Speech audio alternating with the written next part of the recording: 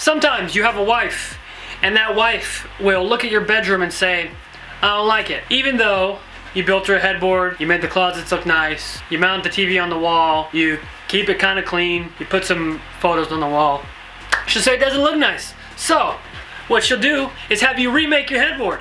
And I made some end tables before for myself and for her. She'll have you remake those as well. So, you know what you do? You wait a little while, and then you remake them, because that's what's best for you. In this video, in the next video I put out, I'm gonna be doing those two things, making stuff and making my wife happy. But don't tell my wife, in this video, the headboard video, as you've seen in the thumbnail and the title, I chose to design and build the easiest headboard ever, because, oh yeah, don't say that, she's gonna get mad. Most difficult headboard I've ever built in my entire life is what I did, because I care about my wife and I wanted it to look great and amazing and nice. So that's what you're gonna see in this video. A very difficult headboard built by me to replace the kind of complicated one I built before, but we just threw away. Anyways, I love my wife and I like this headboard, and I hope you do too.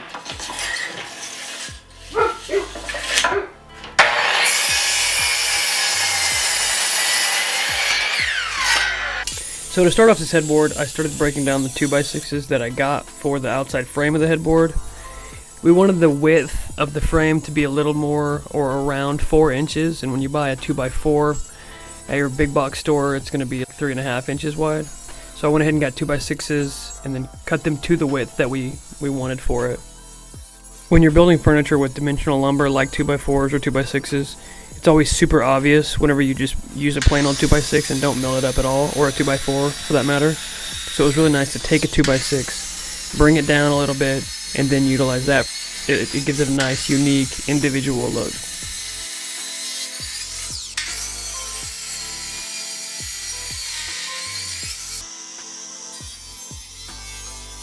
So after cutting my lumber to size and then mitering the corners where the top board meets the two side boards, I'm now making a recess in the back of those boards so that when I bring in the 1x's that'll make up the horizontal slats, they can sit flush right inside the boards.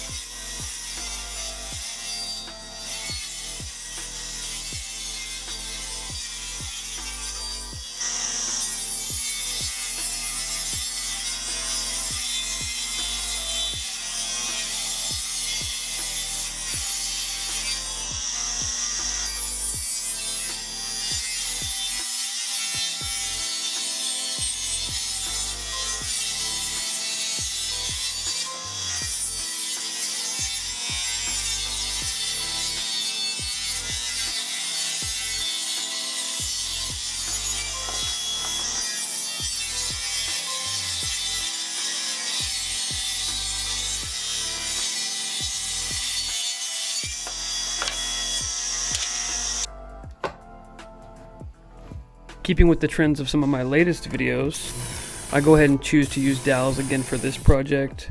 I could have easily used pocket holes for this and it wouldn't have been a problem, but I've just been really feeling dowels lately, so that is what I'm gonna go with.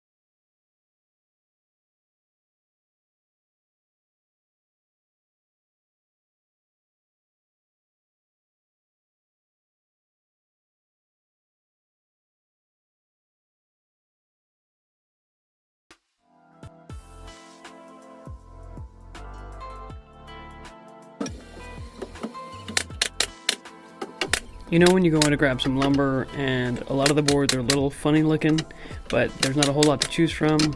That's what I'm dealing with here. It's not uncommon for one-by material like this to be a little janky, but glue, nails, and a tight clamp will take care of it.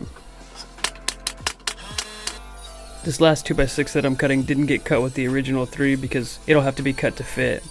After I fill the headboard in with all of the 1x8s, I can butt this board right up against them, find all the measurements, make all the cuts so that it sits in the recesses as well and is flush with the front, and it looks like a seamless part of the framing of the headboard. A little viewer warning here, this is not the safest way to cut this board. It probably would have been better if I used my handsaw, but this just happened to be the way I decided to do it.